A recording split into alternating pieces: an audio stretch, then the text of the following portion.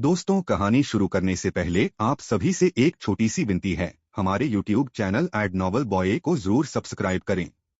यह कहानी पूर्णतः काल्पनिक फिक्शनल है। इसका वास्तविक जीवन से कोई संबंध नहीं है। कहानी का नाम है रीबोर्न एम्परर। तो चलिए कहानी शुरू करते हैं। स्वर्णपल्ली महल के दूरवास आकर्ष। यह स्वर्णपल्ली महल से है। जब इन्हें पता चला कि मैं जाह्नवी का दास बन चुका हूँ तो इन्होंने जाह्नवी को समझाया और मुझे दासत्व से मुक्त करवाया। कर्ण ने आकर्ष के सवाल का जवाब दिया और उसी समय पर अपने साथ आए बुजुर्ग अवस्था के आदमी की तरफ भी इशारा किया। तो आपने मेरे दोस्त कर्ण की मदद की। धन्यवाद वरिष्ठ। मैं इसके लिए आपका आभारी रहूंगा। आकर्ष ने अपना आभार प्रकट करते हुए उस बुजुर्ग अवस्था के आदमी से कहा। इसकी कोई जरूरत नहीं है आकर्ष। कई बार योद्धाओं से जल्दबाजी में गलती हो जाती है। भलाई इसी में होती है कि सही समय पर उस गलती को सुधार लिया जाए। देखा जाए तो यह एक सौदा था। खैर, जो हुआ सो हुआ। इन सब बातों में क्या रखा है। हम अपनी बात करते हैं। मेरा नाम दुर्वास है। तुम मुझे दुर्वास भाई कहकर संबोधित कर सकते हो। मैं भी तुम्हें आकर्ष भाई कहकर ही संबोधित करूंगा। बुजुर्ग अवस्था के आदमी ने आकर्ष से कहा। अब देखा जाए तो दोनों की उम्र के बीच बहुत बड़ा अंतर था। आकर्ष दुर्वास के पोते के पोते के पोते के पोते की उम्र का था। बल्कि दोनों की उम्र के बीच में तो इससे भी बड़ा अंतर था। लेकिन यहाँ पर उम्र को ज्यादा महत्व नहीं दिया जाता था। सिर्फ ताकत को महत्व मिलता था और आकर्ष की ताकत इतनी थी कि वह दुर्वास का भाई कहलाने के योग्य था। ठीक है, तो अब से मैं आपको दुर्वास भाई कहकर ही संबोधित करूंगा। आकर्ष ने एक मुस्कुराहट के साथ कहा। सुनकर अच्छा लगा। वैसे कर्ण को तुम कब से जानते हो? मुझे नहीं लगता कि किसी साधारण मित्र के लिए तुम इस प्रकार से व्यवहार करते। लगता है दोनों के बीच की दोस्ती काफी गहरी है। दुर्वास ने भी हंसते हुए कहा। आपका अनुमान सही है। कर्ण मेरे बचपन का दोस्त है। बल्कि हम दोनों ने एक ही जगह से शिक्षा दीक्षा प्राप्त की थी। अब जब यह आपके स्वर्णपल्ली महल का एल्डर बन चुका है तो मैं उम्मीद करता हूं कि आप इसका थोड़ा अच्छे से ध्यान रखेंगे। वैसे तो मैं इसके फैसलों पर कभी सवाल नहीं उठता, लेकिन कुछ मामलों में यह बचपन दिखा देता है। आपसे निवेदन है कि जो गलती इसने आज की है वैसी गलती इसे भविष्य में मत करने दीजिएगा। आकर्ष ने दुर्वास से कहा। बिल्कुल, मैं वादा करता हूं। वैसे अब मैं तुम दोनों दोस्तों को ज्यादा परेशान नहीं करूंगा। तुम लोग आराम से आपस में बातें कर सकते हो। लेकिन हाँ, हम लोग 3 से 4 साल बाद इस क्षेत्र को छोड़कर वापस अपने आयाम में लौटने वाले हैं। उस समय तक एल्डर कर्ण का थोड़ा ध्यान रखिएगा। दुर्वास ने भी कर्ण को निशाना बनाते हुए आकर्ष से कहा। दोनों ही मिलकर कर्ण को इस समय ऐसे अप्रत्यक्ष रूप से डांट लगा रहे थे जैसे कर्ण कोई छोटा बच्चा है और उसने बहुत बड़ी गलती कर दी है। कर्ण अच्छे से समझ पा रहा था कि दोनों ऐसा क्यों कर रहे थे। देखा जाए तो आज वाकई उसने बहुत बड़ी गलती की थी।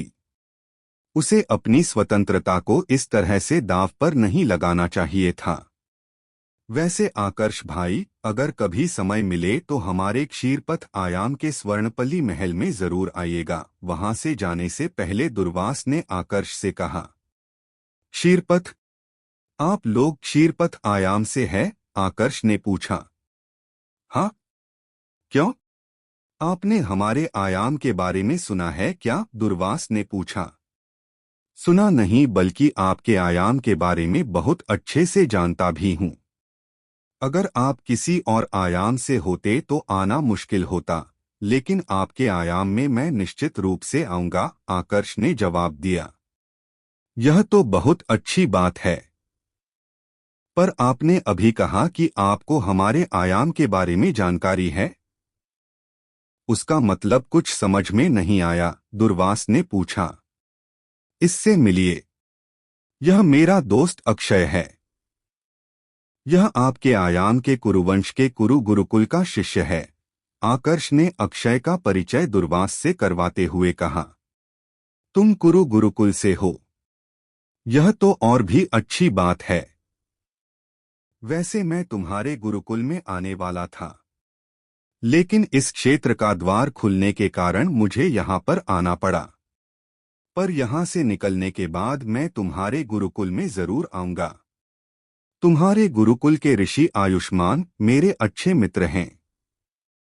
जब मैं उनसे मिलूंगा तो तुम्हारा जिक्र जरूर करूंगा, दुर्वास ने अक्षय से कहा। उनकी बात सुनकर अक्षय काफी ज्यादा उत्साहित हो गया। जिन ऋषि आयुष्मान की दुर्वास ने बात की थी वह उनके गुरुकुल के एक जाने माने योद्धा थे। गुरुकुल में उनका पद इतना बड़ा था कि अक्षय जैसे प्रतिभाशाली योद्धाओं को भी उन्हें देखने का अवसर नहीं मिलता था। बस गुरुकुल के कुछ चुनिंदा लोग ही उनसे मिल सकते थे। अगर दुर्वास उनके सामने अक्षय का जिक्र करते हैं तो अक्षय का जीवन पूरी तरह से बदल सकता था। उसके बाद अक्षय को अपने गुरुकुल में किसी से भी डरने की जरूरत नहीं पड़ने वाली थी। धन्यवाद वरिष्ठ, अक्षय ने तुरंत दुर्वास का आभार प्रकट करते हुए कहा। यह सब करने की कोई जरूरत नहीं है अक्षय। तुम आकर्ष भाई के दोस्त हो तो मेरे भी दोस्त हुए। अब से तुम्हें मुझे वरिष्ठ कहकर संबोधित करने की जरूरत नहीं है। तुम भी आकर्ष भाई की तरह मुझे दुर्वास भाई कहकर संबोधित कर सकते हो, दुर्वास ने हल्का मुस्कुराते हुए कहा। इसके बाद वह जाह्नवी के साथ वहां से रवाना हो गए। अब सिर्फ कर्ण, आकर्ष और अक्षय ही वहां पर शेष रह गए थे। अक्षय और कर्ण एक दूसरे को ज्यादा अच्छे से तो नहीं जानते थे, मगर आकर्ष के कारण उनके बीच की दोस्ती भी काफी जल्दी गहरी हो गई। बातचीत के दौरान आकर्ष को कर्ण के जीवन के बारे में पता चला कि सोमाली महाद्वीप से निकलने के बाद उसके साथ क्या कुछ हुआ था। उसे भी यह जानकर काफी ज्यादा अफसोस हुआ कि कर्ण ने इतना संघर्ष किया और आखिर में नकारात्मक ऊर्जा के प्रभाव में आकर अपने मास्टर को मार दिया। जो हुआ वह सही नहीं हुआ, पर इसके लिए तुम्हें अपने आप को दोष देने की जरूरत नहीं है। मुझे पूरा विश्वास है कि इस समय अगर वरिष्ठ त्रयोदश कहीं से तुम्हें देख रहे होंगे तो उनकी भी यही इच्छा होगी कि तुम उस पूरे मामले को लेकर अपने आप को दोष न दो। उसमें गलती तुम्हारी नहीं थी, आकर्ष ने कर्ण को सांत्वना देने की कोशिश की। लेकिन इसमें तो गलती मेरी थी कि मैंने अपनी ऊर्जा पर नियंत्रण नहीं किया, कर्ण ने एक गहरी सांस लेते हुए कहा। तो इसको लेकर तुम और क्या कर सकते थे? देखो, ऐसा कोई नहीं है जिसने जीवन में गलती ना की हो। मुझसे भी कई गलतियां हुई है, लेकिन अगर पछतावा करने से उन गलतियों को सुधारा जा सकता है तो पछतावा करने में कोई बुराई नहीं है। पर जब यह पछतावा मन में गांठ बन जाता है तो आगे बढ़ने के सारे द्वार बंद कर देता है। गलती हुई है, इसे स्वीकार करो, लेकिन उसे अपने रास्ते की रुकावट मत बनने दो, आकर्ष ने कर्ण को समझाने की कोशिश की। अब कहीं जाकर कर्ण के मन का बोझ कुछ हल्का हुआ। इसके बाद दोनों दोस्तों के बीच यहाँ वहाँ की कुछ बातें शुरू हुई। दोनों ने लगभग 2 घंटे तक एक दूसरे के साथ बातें की। उसके बाद कर्ण ने आकर्ष से विदा ली और वहां से रवाना हो गया। शुरू में तो वह आकर्ष के साथ ही रुकना चाहता था, लेकिन बाद में उसने यह कहकर उनका समूह छोड़ दिया कि उसे अकेले काम करना ज्यादा अच्छा लगता है। ऊपर से अभी तक उसे कुछ ज्यादा संसाधन भी हासिल नहीं हुए थे। वह भी उसी दिशा में रवाना हुआ जिस दिशा में दुर्वास और जाह्नवी गई थी। उसके जाने के बाद आकर्ष ने भी जाने का फैसला किया। पर जैसे ही वह अपने साथियों के साथ वहां से रवाना होने वाला था, किसी ने उसका रास्ता रोक लिया। यह एक बुजुर्ग अवस्था का आदमी था, एक देव शून्य मंडल की आत्मा जिसने 9 परीक्षाएं दे दी थी। तो आखिरकार तुम सामने आ ही गए, आकर्ष ने एक शांत स्वर में उस बुजुर्ग अवस्था के आदमी से कहा। तुम मुझे पहचानते हो? आकर्ष के शब्द सुनकर उस बुजुर्ग अवस्था के आदमी ने आश्चर्य से भरे स्वर में पूछा। पहचानता तो नहीं, लेकिन यह जरूर जानता हूं कि तुम काफी लंबे समय से छुपकर मुझ पर नजर रख रहे हो। अब जब तुम सामने आ गए हो तो अपने साथियों को भी बुला लो जो अभी भी छुपकर मुझ पर नजर रख रहे हैं। आकर्ष ने अपनी बाईं तरफ ऊपर आसमान में देखते हुए कहा। असल में आकर्ष को 4 से 5 लोगों की मौजूदगी बहुत समय पहले ही महसूस हो गई थी जब वह दुर्वास के साथ बात कर रहा था।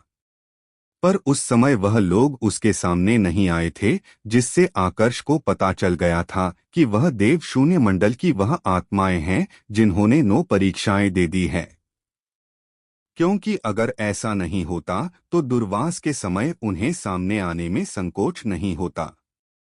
जैसे ही आकर्ष ने उनके बारे में बात की, तुरंत ही कुछ और लोग उस बुजुर्ग अवस्था के आदमी के पास प्रकट हो गए। इनमें से एक तो बुजुर्ग अवस्था का आदमी था और 2 मध्य अवस्था के आदमी थे। जो दूसरा वाला बुजुर्ग अवस्था का आदमी था, वह भी पहले बुजुर्ग अवस्था के आदमी की भांति देव शून्य मंडल की वह आत्मा था जिसने 9 परीक्षाएं दे दी थी। वही जो 2 मध्य अवस्था के आदमी वहां पर थे, उनमें से एक ने 8 परीक्षाएं दे दी थी और दूसरे ने 7 परीक्षाएं। उन्हें यह अच्छे से पता था कि आकर्ष के पास एक विशेष तकनीक है जो उनके अस्त्रों को अपने पास खींच सकती है। इसलिए उन्होंने दुर्वास के जाने का इंतजार किया। जैसे ही दुर्वास वहां से गए, उन्होंने मौके का फायदा उठाते हुए आकर्ष का रास्ता रोक लिया। सोचा नहीं था कि तुम्हारे जैसा बच्चा भी हमारी मौजूदगी को महसूस कर लेगा।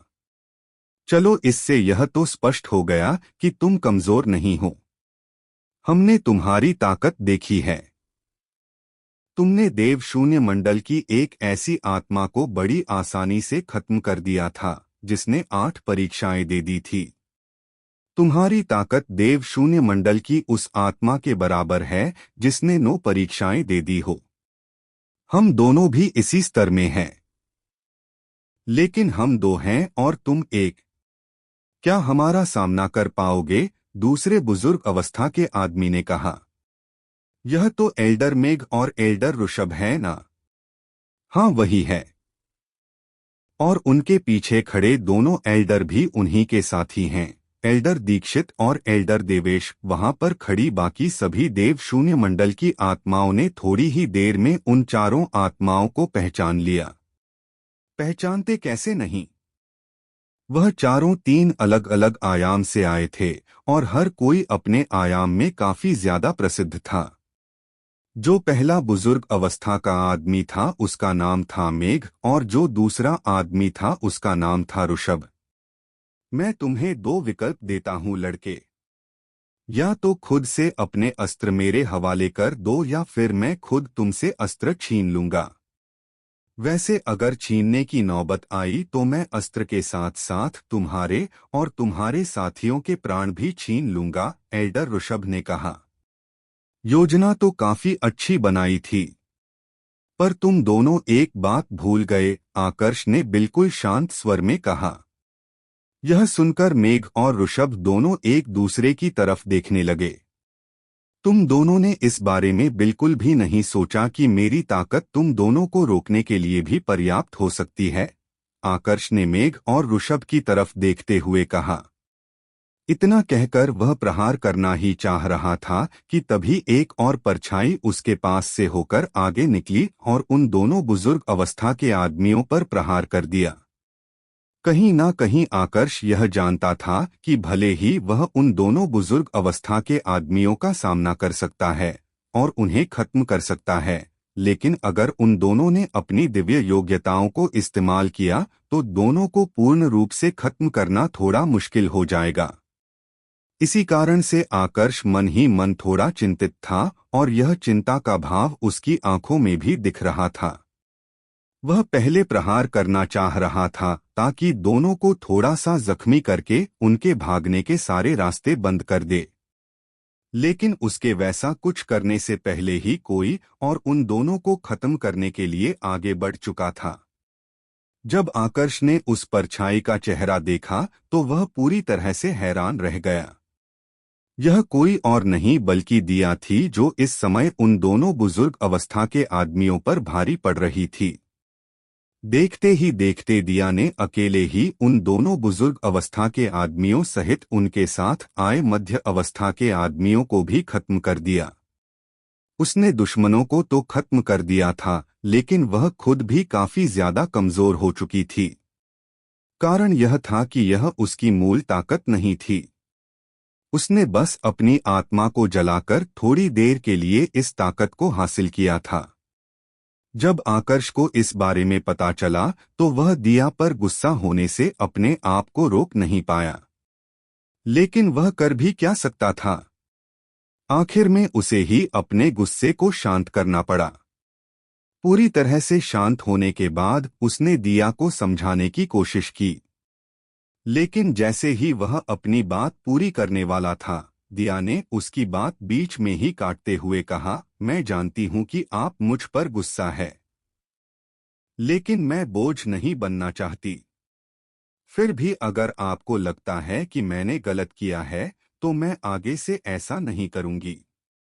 मुझे गुस्सा आ गया था क्योंकि वह आपको धमकी दे रहे थे। दिया का यह जवाब सुनकर आकर्ष खुद मुश्किल में पड़ गया कि अब आगे क्या कहे। सम्राट, हमें वापस लौटना होगा। उच्चतल में असुर प्रवेश कर चुके हैं। ठीक इसी समय पर नयारा ने चिंता से भरे स्वर में आकर्ष से कहा, असुर उच्चतल में आ गए हैं। इस खबर ने न सिर्फ आकर्ष को बल्कि उसके बाकी सभी साथियों को भी चिंता में डाल दिया। कोई जोखिम नहीं उठा सकते। वैसे भी विरासत हासिल हो चुकी है और अब यहाँ पर ऐसा कुछ भी नहीं है जो ज्यादा कीमती हो। सभी को देवतल के अस्त्र भी मिल गए हैं, तो बेहतर यही रहेगा कि हम लोग वापस अपने आयाम में लौट जाएं। आकर्ष ने अपने सभी साथियों से कहा।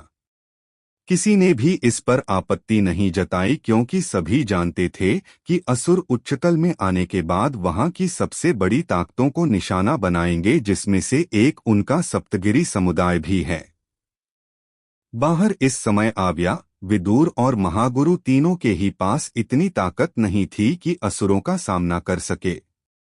लगता है हमारे आयाम में जाने का अभी सही समय नहीं आया है। तुम अपने आयाम में जाओ और अपने अधूरे काम पूरे करो। मैं अपने आयाम में तुम्हारा इंतजार करूंगा, अक्षय ने आकर्ष से कहा। आकर्ष ने भी उससे अलविदा कहा और फिर अपने साथियों के साथ उस द्वार की तरफ रवाना हो गया जहां से वह वापस अपने आयाम में लौट सकता था। अपनी तेज रफ्तार के साथ उन सभी को अपने आयाम के द्वार के पास पहुंचने में मुश्किल से 2 से 3 दिन का समय लगा। पर जैसे ही वह उसमें प्रवेश करने वाले थे, सभी को किसी के आने की आवाज सुनाई दी। जब सब ने पीछे पलटकर देखा तो पाया कि अरुण और वरुण बड़ी ही तेजी से भागते हुए उनकी तरफ आ रहे थे। लगता है दोनों की किस्मत काफी अच्छी है।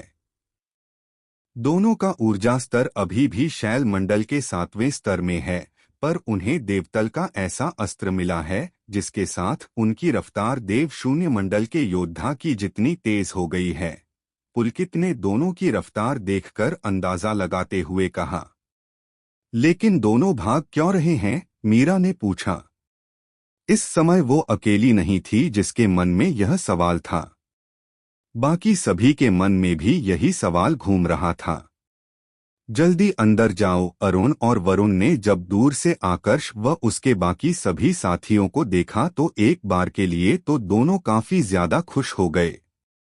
पर फिर जब उन्हें अपनी स्थिति का आभास हुआ तो दोनों ने तेज आवाज लगाकर उन्हें द्वार के भीतर प्रवेश करने की सलाह दी।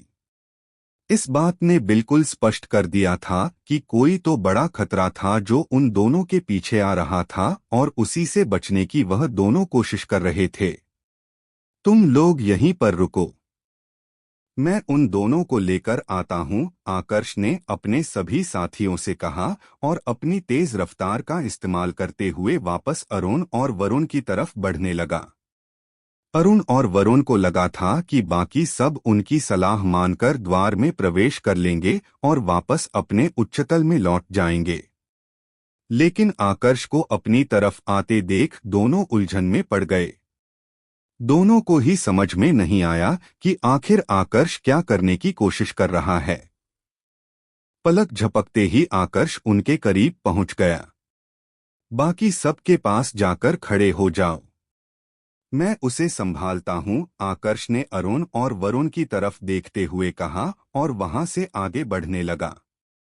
लेकिन वह देव शून्य मंडल की एक आत्मा है जिसने 8 परीक्षाएं दे दी है। वरुण ने आवाज लगाकर आकर्ष को सचेत करने की कोशिश की। आकर्ष ने उनकी आवाज भी सुनी लेकिन वह रुका नहीं। यह आकर्ष क्या करने की कोशिश कर रहा है? भागते हुए अरुण ने उलझन भरे स्वर में अपने भाई से पूछा। मुझे नहीं लगता कि वह इतना नासमझ होगा कि दुश्मन की ताकत जानते हुए भी उसे हल्के में लेने की कोशिश करेगा। बस उस पर विश्वास रखो, वरुण ने अरुण से कहा और भगाना जारी रखा। थोड़ी ही देर में दोनों पुलकित, मीरा, अन्वी और बाकी सब के पास पहुंच गए। क्या हुआ था? तुम लोग भाग क्यों रहे थे? मीरा ने पूछा। हम लोग खजाने की तलाश में थे। तभी हमें एक मध्यम श्रेणी का खजाना मिल गया। वहीं से हमें यह जूते मिले जिनके साथ हमारी रफ्तार इतनी ज्यादा तेज हो गई। लेकिन हमारी फूटी किस्मत की, जब हम वहां से निकल रहे थे तो एक देव शून्य मंडल की आत्मा ने हमें देख लिया। उसने हमारे जूते पहचान लिए और हम दोनों को पकड़ने की कोशिश की। हम दोनों बस उसी से बचकर भाग रहे थे और यहाँ पर आ गए, अरुण ने कहा। तुम्हारा पीछा देव शून्य मंडल की एक आत्मा कर रही थी। क्या तुम्हें पता है कि उसकी ताकत कितनी है? पुलकित ने गंभीर स्वर में पूछा। हमने उसकी पूरी ताकत तो इस्तेमाल करते नहीं देखा था, पर जितना भी देख पाए थे उसके साथ इतना कह सकते हैं कि उसकी ताकत 8 परीक्षाएं दे चुकी आत्मा के बराबर रही होगी, वरुण ने कहा। तब तो चिंता की कोई बात नहीं है, मालिक उसे संभाल लेंगे, पुलकित ने बिल्कुल चिंता मुक्त होकर कहा। क्या मतलब? तुम कह रहे हो आकर्ष अकेले उसका सामना कर सकता है? अरुण और वरुण दोनों ने आश्चर्य से भरे स्वर में पूछा। क्यों, तुम दोनों को मेरे भाई की ताकत पर संदेह है? तुम्हारी जानकारी के लिए बता दूं कि मेरे भाई ने अभी कुछ समय पहले 8 परीक्षाएं दे चुकी आत्मा को बड़ी ही सरलता से खत्म किया था, मीरा ने कहा। उसकी बात सुनकर अरुण और वरुण दोनों चौंक पड़े। आकर्ष की ताकत यहाँ पर आने के बाद इतनी ज्यादा बढ़ जाएगी, इसकी दोनों को उम्मीद नहीं थी। इधर आकर्ष लगभग 1 किलोमीटर आगे आ चुका था। यहाँ पर आने के बाद उसका सामना एक बुजुर्ग अवस्था के आदमी से हो गया। यह बुजुर्ग अवस्था का आदमी ही देव शून्य मंडल की 8 परीक्षाएं दे चुकी वह आत्मा था जो अरुण और वरुण का पीछा कर रहा था।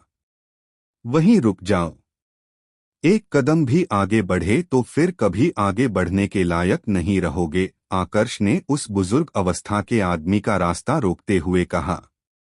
वह बुजुर्ग अवस्था का आदमी पहले तो आकर्ष को नजरअंदाज कर देना चाह रहा था, क्योंकि आकर्ष का ऊर्जा स्तर सिर्फ देव शून्य मंडल का था। लेकिन जब उसने आकर्ष की धमकी सुनी तो वह अपने स्थान पर ही रुक गया। नादान लड़के, तुम्हें अंदाजा भी है तुम इस समय किससे बात कर रहे हो?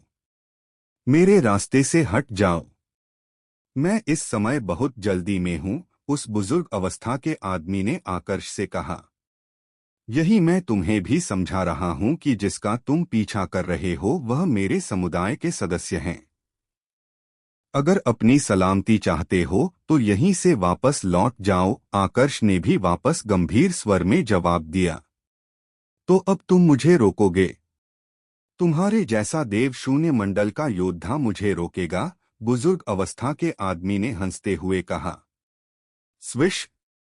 उसकी बात सुनकर आकर्ष ने कोई जवाब नहीं दिया, बस अपनी 2 उंगलियों को ऊपर आसमान में किया और तेजी से उन्हें ऐसे चलाया जैसे आसमान में कुछ काटने की कोशिश कर रहा हो। तुरंत एक तीव्र ऊर्जा की तरंग उसकी उंगलियों से होकर निकली और आगे बढ़कर आसमान में गर्जना के साथ टकराई। अगर कोई देव शून्य मंडल का योद्धा होता तो वह इस गर्जना को हल्के में ले लेता, पर जब बुजुर्ग अवस्था के आदमी ने इस गर्जना को सुना तो उसके चेहरे का रंग काला पड़ गया। कौन हो तुम? उसने गंभीर स्वर में आकर्ष से पूछा। आकर्ष, अब इसके आगे और कुछ नहीं बोलूंगा। तुम चाहो तो मेरे दोनों साथियों का पीछा कर सकते हो, पर उसके बाद जो कुछ होगा उसकी जिम्मेदारी तुम्हारी खुद की होगी, आकर्ष ने जवाब दिया। उसके इस जवाब को सुनकर बुजुर्ग अवस्था के आदमी का चेहरा पूरा पीला पड़ गया। उसने भी आकर्ष का नाम सुना था और अच्छे से जानता था कि उसकी क्षमता कितनी है। उसके चेहरे के भाव को देखकर आकर्ष समझ चुका था कि अब वह आदमी आगे कुछ भी नहीं करेगा, तो वह अपनी जगह से गायब हुआ और वापस उस स्थान पर आ गया जहां पर ऊर्जा का द्वार खुला हुआ था। अगर पहले की बात होती तो आकर्ष रुककर उस आदमी को सबक सिखाता, लेकिन इस समय उसे वापस उच्चतल में लौटने की जल्दी थी। इस कारण उसने उस व्यक्ति के लिए ज्यादा परेशानी खड़ी नहीं की। जब वह द्वार के पास पहुंचा तो वहां पर अभी भी सब उसका इंतजार कर रहे थे। जल्दी चलो, कहीं देर ना हो गई हो, आकर्ष ने अपने सभी साथियों से कहा और ऊर्जा के द्वार के भीतर प्रवेश कर लिया। तुरंत उन सभी की आंखों के सामने एक तेज रोशनी फैल गई और सभी की आंखें अपने आप बंद हो गई।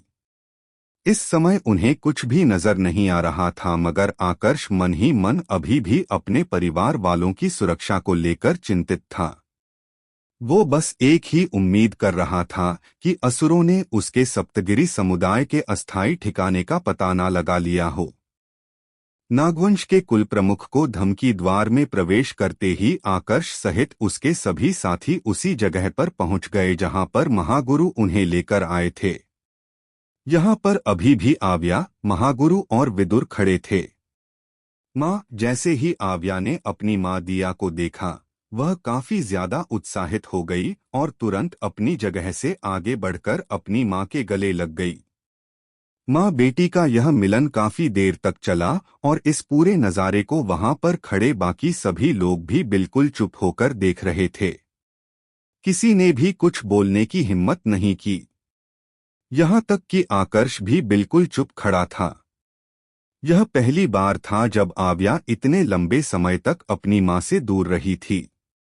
हाँ, अब वो 16 साल की हो चुकी थी, लेकिन अभी भी अपनी माँ से दूर रहना उसे काफी ज्यादा डरा देता था। अगर उसका बस चलता तो वह भी अपनी माँ के साथ उस अंतरायामी क्षेत्र में चली जाती। बाबा, अपनी माँ से काफी देर तक गले लगे रहने के बाद आव्या ने अपने पिता की तरफ देखा। हालांकि इस दौरान उसने बोलकर तो कुछ नहीं कहा, लेकिन उसकी आंखों में मौजूद भाव साफ दिखा रहा था कि उसने अपने पिता को कितना याद किया था। कैसी चली तुम्हारी साधना? कोई परेशानी तो नहीं हुई? आकर्ष ने प्यार से अपनी बेटी के सिर पर हाथ फेरते हुए पूछा। नहीं, महागुरु ने मुझे समय समय पर बताया कि मुझे कैसे साधना करनी चाहिए। विदुर दादा ने भी बहुत मदद की, आव्या ने उत्साहित स्वर में जवाब दिया। सम्राट, आकर्ष आगे अपनी बेटी से कुछ बात करने वाला ही था कि उससे पहले ही महागुरु बीच में बोल पड़े।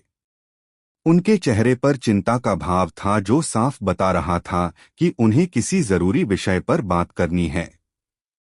तुम अपनी माँ और अन्वी मौसी के साथ बात करो, मैं बस अभी आया, आकर्ष ने आव्या से कहा और फिर महागुरु तथा विदुर के साथ बाकी सभी से थोड़ा दूर आ गया। पुलकित क्योंकि आकर्ष का सेवक था तो वह भी उसके साथ ही था।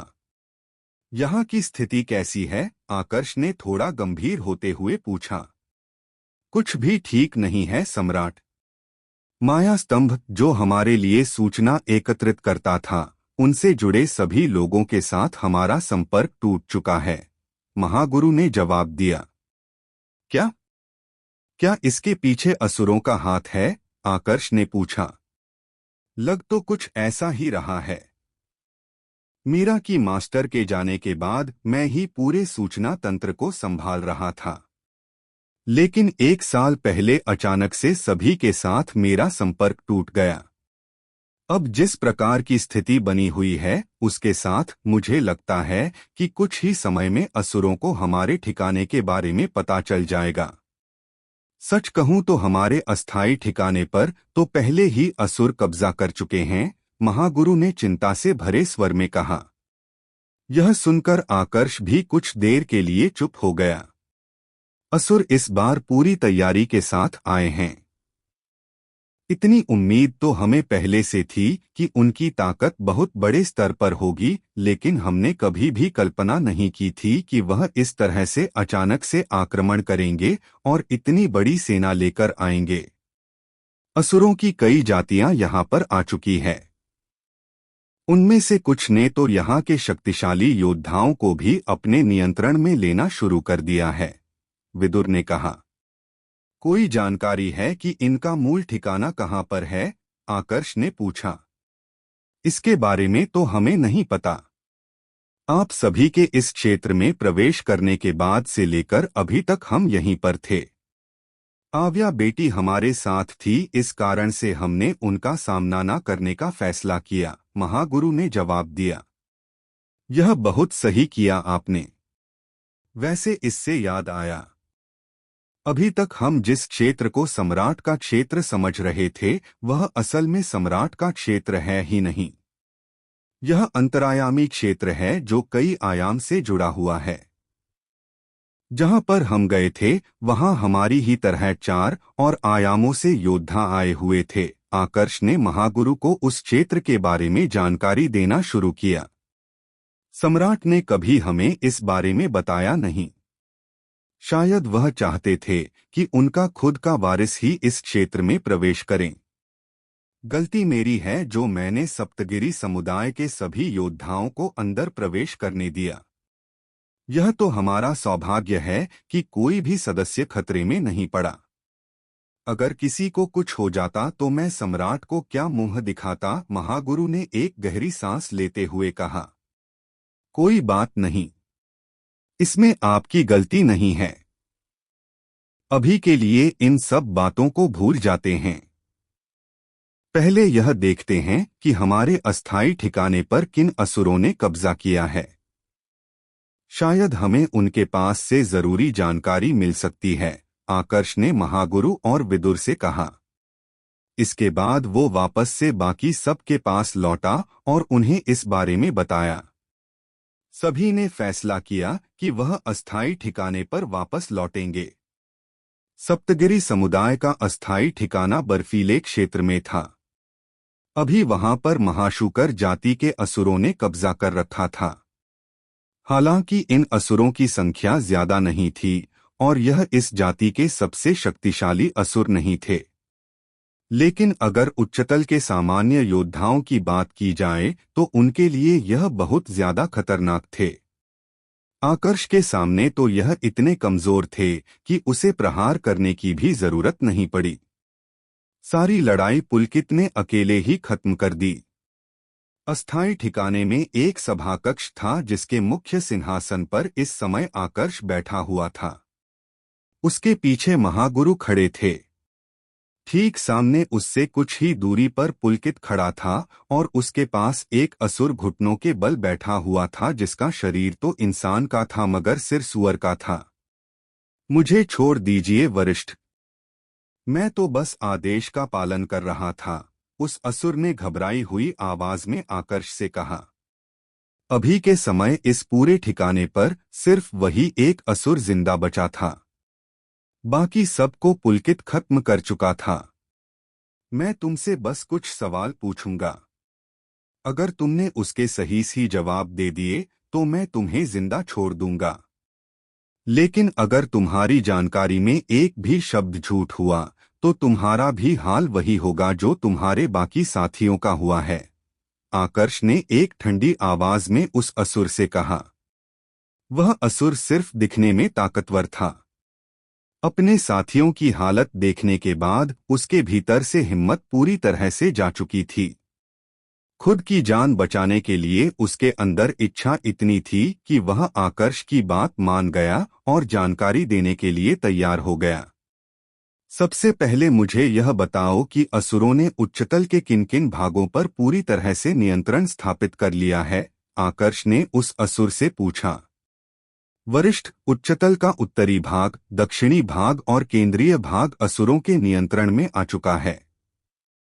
सिर्फ पश्चिमी भाग और पूर्वी भाग को असुर अभी तक जीत नहीं पाए हैं, क्योंकि पूर्वी भाग में नागवंश उनसे लड़ रहा है और पश्चिमी भाग में अमर पक्षियों का परिवार उनसे लड़ाई कर रहा है, उस असुर ने जवाब दिया। क्या असुरों की ताकत बस इतनी सी है? इस जानकारी को पाकर आकर्ष थोड़ा आश्चर्यचकित हो गया। उसके लिए विश्वास कर पाना मुश्किल हो रहा था कि इतनी बड़ी सेना होने के बावजूद असुर अभी तक नागवंश और अमर पक्षियों के परिवार को हरा नहीं पाए हैं। पूर्व में नागवंश और पश्चिम में अमर पक्षियों का परिवार, इनसे असुरों को क्या कोई खतरा है? स्थिति को देखते हुए तुम्हारा क्या कहना है? क्या तुम्हारा असुरकुल इन दोनों परिवारों को हरा सकता है? आकर्ष ने उस असुर से पूछा। अभी तो लड़ाई बराबरी पर चल रही है। असुर कुल में 2 शक्तिशाली 8 परीक्षाएं दे चुकी आत्माएं हैं, लेकिन वह भी नागवंश और अमर पक्षियों के परिवार को पूरी तरह से हराने में असक्षम है, उस असुर ने जवाब दिया। ठीक है, अब तुम जा सकते हो। अपने काम की जानकारी हासिल होने के बाद आकर्ष ने अपने वादे के अनुसार उस असुर को जिंदा छोड़ दिया और उसे वहां से जाने दिया। असुर भी काफी ज्यादा खुश हो गया। असुर के वहां से जाने के बाद आकर्ष ने पुलकित और महागुरु की तरफ देखते हुए कहा, उम्मीद नहीं थी कि नागवंश असुरों के सामने टिक पाएगा। पहले हम नागवंश को इसलिए नजरअंदाज कर रहे थे क्योंकि हमें उनकी ताकत की जरूरत थी, लेकिन अब हमें इंसानों की सुरक्षा की चिंता करने की जरूरत नहीं है।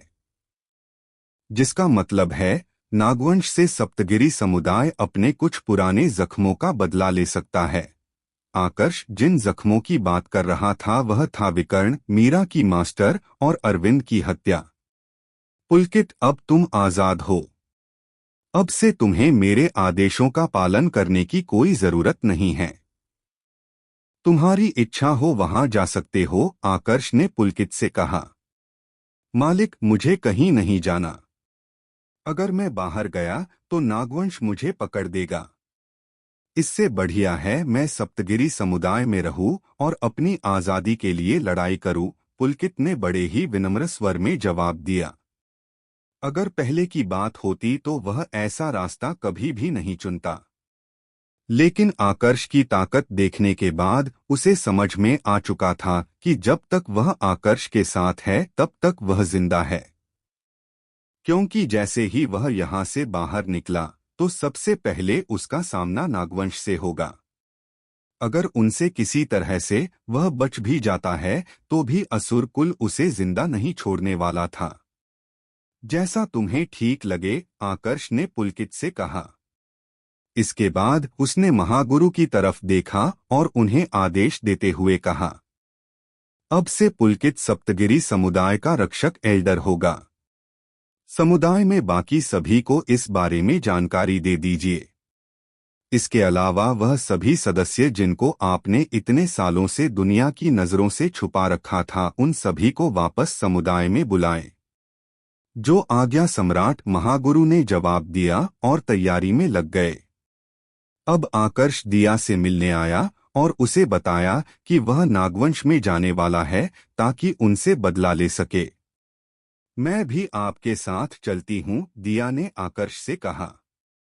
इसकी कोई जरूरत नहीं है दिया। नागवंश में ऐसा कोई भी नहीं है जो मुझे कुछ कर सकता है। अगर उनके परिवार में कोई ऐसी आत्मा भी हुई जिसने 9 परीक्षाएं दे दी है तो वह भी मेरा कुछ नहीं कर सकती। तुम यहाँ पर रहो और आव्या व बाकी सब की सुरक्षा करो। तुम यहाँ पर रहोगी तो मुझे भी चिंता नहीं होगी। असुरों का कोई भरोसा नहीं है। किसी भी समय अगर वह आक्रमण कर देते हैं तो तुम यहाँ पर रहकर उन्हें रोक सकती हो, आकर्ष ने दिया को समझाते हुए कहा। ठीक है, पर आप भी अपना ध्यान रखिएगा। किसी भी क्षण अगर आपको लगे कि दुश्मन आपसे ज्यादा ताकतवर है तो मुझे संदेश भेज दीजिएगा, दिया ने आकर्ष से कहा। चिंता मत करो, मुझे कुछ नहीं होगा। कुछ भी हुआ तो मैं तुम्हें संदेश भेज दूंगा। यह कहते हुए आकर्ष ने दिया के माथे को चूमा और फिर नागवंश के महल के लिए रवाना हो गया। उसकी तेज रफ्तार के साथ उसे नागवंश के महल में पहुंचने में मुश्किल से 4 से 5 मिनट का समय लगा। महल की सीमा में प्रवेश करते ही आकर्ष ने आसमान में तेज आवाज में घोषणा करते हुए कहा, नागवंश, मैं आकर्ष सिंघानिया, सप्तगिरी समुदाय का सम्राट, उस हत्यारे को लेने आया हूं जिसने मेरे सप्तगिरी समुदाय के 3 योद्धाओं को धोखे से मारा। अगर नागवंश उस हत्यारे को मेरे हवाले कर देता है तो मैं किसी को कुछ नहीं करूंगा, पर अगर नागवंश उस हत्यारे को मुझसे छुपाता है तो नागवंश कल का सूर्योदय नहीं देख पाएगा। आकर्ष की आवाज शांत थी मगर उसमें कर्कशता साफ झलक रही थी। नागवंश का प्रत्येक सदस्य उसकी आवाज साफ सुन पा रहा था। थोड़ी ही देर में नागवंश के अधिकांश सदस्य गुस्से से उबल पड़े। उनकी नजर में आकर्ष आज भी एक ऐसा योद्धा था जिसे वो कभी भी कुचल सकते थे। एक ऐसा योद्धा अगर उनके महल में आकर उन सभी को खत्म करने की धमकी देता है तो इसे वो सहन कैसे करने वाले थे। लगता है यह आकर्ष सिंघानिया आज अपनी चीता तैयार करके आया है। नागवंश के एक बुजुर्ग अवस्था के एल्डर ने गुस्से से भरे लहजे में अपने आप से कहा। Whoosh whoosh whoosh. आकर्ष की धमकी सुनकर एक साथ सैकड़ों की संख्या में नागवंश की आत्माएं और योद्धा ऊपर आसमान में इकट्ठा होने लगे। सभी की मिली हुई ताकत इतनी थी कि किसी भी सामान्य परिवार को तो ऐसे ही खत्म कर सकते थे। अफसोस उनके सामने इस समय जो खड़ा था वह कोई सामान्य इंसान नहीं था। वुश। आखिर में जाकर एक और परछाई वहां पर प्रकट हुई। यह सबसे आगे खड़ी थी। तुम में से किसने मेरे समुदाय के सदस्यों को खत्म किया था? आकर्ष ने अपने सामने खड़े सभी योद्धाओं की तरफ देखते हुए पूछा। उसका यह सवाल सुनकर सभी योद्धाओं की नजर सबसे आगे खड़ी आत्मा पर जाकर केंद्रित हो गई। यह आत्मा कोई और नहीं बल्कि दुष्यंत था, दिव्यांशु का पिता। सभी की नजर उस एक आत्मा पर देख आकर्ष को भी समझने में देर नहीं लगी कि असली हत्यारा कौन है। तो तुम हो जिसने मेरे समुदाय के सदस्यों को खत्म किया? आकर्ष ने एक गंभीर स्वर में दुष्यंत से पूछा। हाँ, मैंने ही उनको खत्म किया था, दुष्यंत ने अकड़ दिखाते हुए जवाब दिया। क्यों? क्या गलती थी उनकी? आकर्ष ने पूछा।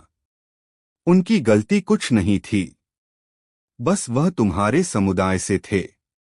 तुम्हारी वजह से मेरा बेटा दिव्यांशु मर गया। किसी को तो उसकी कीमत चुकानी थी। तुम सामने नहीं आ रहे थे तो मैंने तुम्हारे समुदाय के सदस्यों को निशाना बना लिया। और सिर्फ उनका ही नहीं, आज तुम्हारा भी वही हाल होगा। तुम्हारे बाद एक एक करके तुम्हारे बाकी सभी साथी भी तुम्हारे पास भेज दिए जाएंगे, दुष्यंत ने कहा। तुम्हें पता है मैंने तुम्हारे बेटे दिव्यांशु को क्यों बेइज्जत किया था? आकर्ष ने पूछा। मुझे इसका जवाब जानने में कोई भी दिलचस्पी नहीं है, दुष्यंत ने कहा। तुम्हें दिलचस्पी हो या ना हो, मैं तो फिर भी जवाब दूंगा, क्योंकि मरने से पहले तुम्हें यह तो पता होना चाहिए कि तुम्हारे बेटे ने गलती क्या की थी। आकर्ष ने इस बार कर्कशता से भरे स्वर में जवाब दिया। क्या कहा तुमने? तुम मुझे मारोगे? लगता है तुम भूल गए हो कि तुम इस समय कहाँ पर खड़े हो, दुष्यंत ने गुस्से से उबलते हुए कहा। पर इस बार आकर्ष की तरफ से कोई जवाब नहीं आया। यह देखकर दुष्यंत की आंखें कत्ल के भाव से भर गई।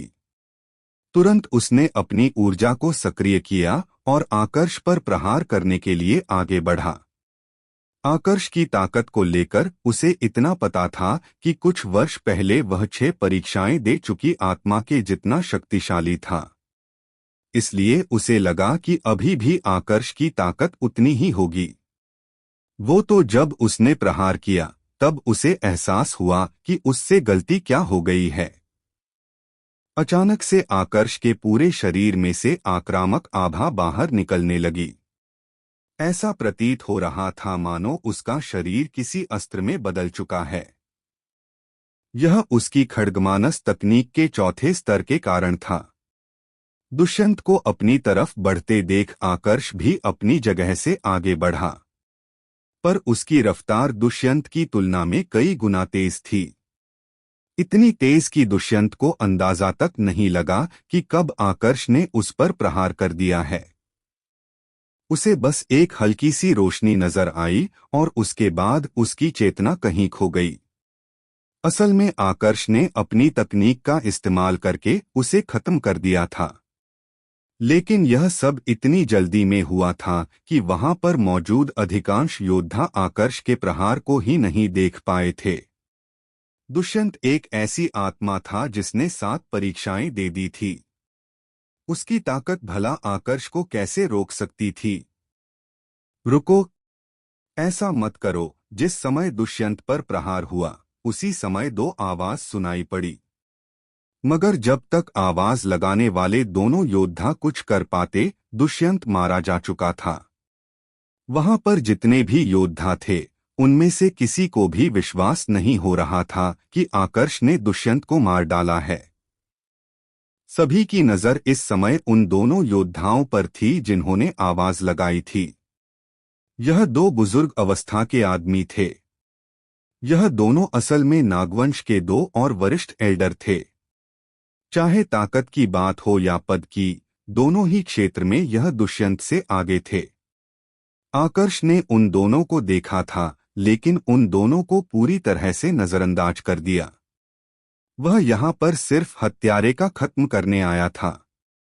अब जब वह उसे खत्म कर चुका था तो यहाँ पर रुकने की उसे कोई भी जरूरत नहीं थी। बड़े भाई अरविंद, आज मैंने आपके हत्यारे को मारकर आपका बदला ले लिया। उम्मीद करता हूँ अब आपकी आत्मा को शांति मिल गई होगी। आकर्ष ने आसमान की तरफ देखते हुए मन ही मन अपने आप से कहा।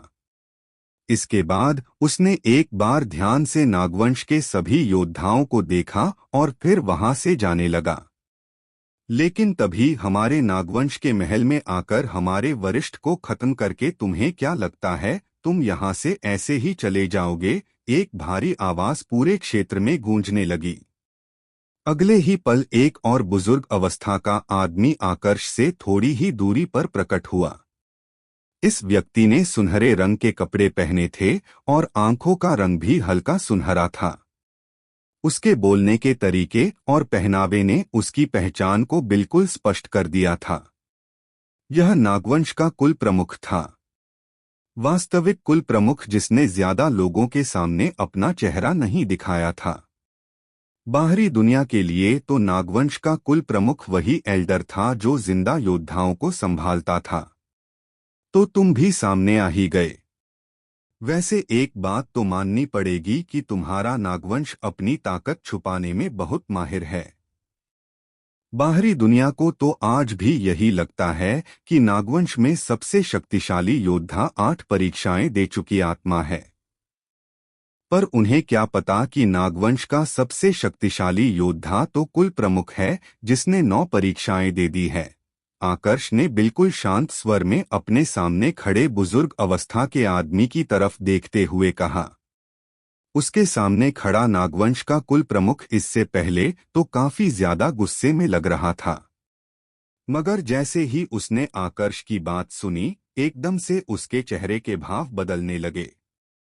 असल में सिर्फ नागवंश के 3 वरिष्ठ एल्डरों को ही इस बारे में जानकारी थी कि कुल प्रमुख ने 9 परीक्षाएं दे दी है। बाकी किसी को भी इस बारे में भनक तक नहीं थी। ऐसे में अगर आकर्ष पहली बार में ही कुल प्रमुख की ताकत के बारे में बता पा रहा था तो कुल प्रमुख इस बात को हल्के में कैसे ले सकता था। नागवंश के जितने भी योद्धा वहां पर खड़े थे, उन्होंने जब आकर्ष की आवाज सुनी तो वह सभी भी आश्चर्यचकित होकर अपने कुल प्रमुख की तरफ देखने लगे। स्वाभाविक तौर पर उन्हें भी विश्वास नहीं हो रहा था कि उनके कुल प्रमुख ने 9 परीक्षाएं दे दी है। पर जब उनकी नजर दोनों वरिष्ठ एल्डरों पर पड़ी और उन्होंने देखा कि दोनों एल्डरों के चेहरे पर आश्चर्य का भाव नहीं है बल्कि आकर्ष के प्रति गुस्सा है, तो सभी को समझ में आ गया कि आकर्ष ने अभी जो कुछ भी कहा था वह बिल्कुल सच है। क्या हुआ? तुम्हें देखकर ऐसा क्यों लग रहा है जैसे मैंने कुछ ऐसा कह दिया जिसकी तुमने उम्मीद नहीं की थी? आकर्ष ने नागवंश के कुल प्रमुख की तरफ देखते हुए बिल्कुल शांत स्वर में पूछा। जवाब उसे पहले से पता था। वह बस कुल प्रमुख के मन में डर उत्पन्न करने की कोशिश कर रहा था, जिसमें वह सफल भी हो गया। क्या मुझे ऐसा महसूस नहीं करना चाहिए? मैंने अभी तक अपने बारे में तुम्हें कुछ भी नहीं बताया, पर तुमने मुझे देखते ही यह बता दिया कि मैंने 8 नहीं बल्कि 9 परीक्षाएं दी है। सिर्फ इतना ही नहीं, तुमने बड़ी ही आसानी से मेरे नागवंश के एक वरिष्ठ एल्डर को खत्म कर दिया जिसने 7 परीक्षाएं दी थी। अगर इतना सब कुछ होने के बाद भी मैं तुम्हें हल्के में लूंगा तो मुझसे बड़ा मूर्ख और कोई भी नहीं होने वाला, नागवंश के कुल प्रमुख ने गंभीर स्वर में जवाब दिया। अपने कुल प्रमुख का यह जवाब सुनने के बाद नागवंश के सभी योद्धाओं के चेहरे काले पड़ गए।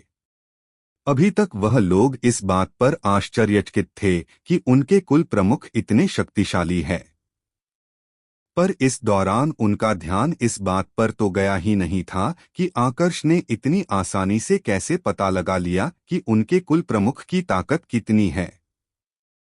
चलो, अब जब तुम ऐसा महसूस कर ही रहे हो तो मैं तुम्हें सीधा ही पूछ लेता हूँ। मैंने तुम्हारे परिवार के एक वरिष्ठ एल्डर को तुम्हारी आंखों के सामने मारा। अब तुम क्या करोगे? बदला लेने की कोशिश करोगे और अपने आप को भी उसी रास्ते पर लेकर जाओगे जिस रास्ते पर तुम्हारे परिवार का वरिष्ठ एल्डर गया था, या फिर अपने परिवार की सुरक्षा को ध्यान में रखते हुए इस बात को भूलने की कोशिश करोगे? तुम्हारा इरादा जो भी है, यह बात अच्छे से सोच लेना कि सप्तगिरी समुदाय लड़ाई के लिए बिल्कुल तैयार है। तुम्हारे नागवंश का मुझे पता नहीं, हो सकता है इस बार तुम्हारे परिवार को इतनी भारी कीमत चुकानी पड़े कि आगे आने वाले कई वर्षों में भी इसकी भरपाई ना हो सके। आकर्ष ने इस बार नागवंश के सभी योद्धाओं को संबोधित करते हुए कहा। अगर पहले की बात होती तो शायद कोई भी उसके शब्दों को गंभीरता से नहीं लेता, लेकिन उसकी क्षमता और ताकत देखने के बाद अब किसी में भी इतनी हिम्मत नहीं थी कि जल्दबाजी में कोई फैसला कर ले।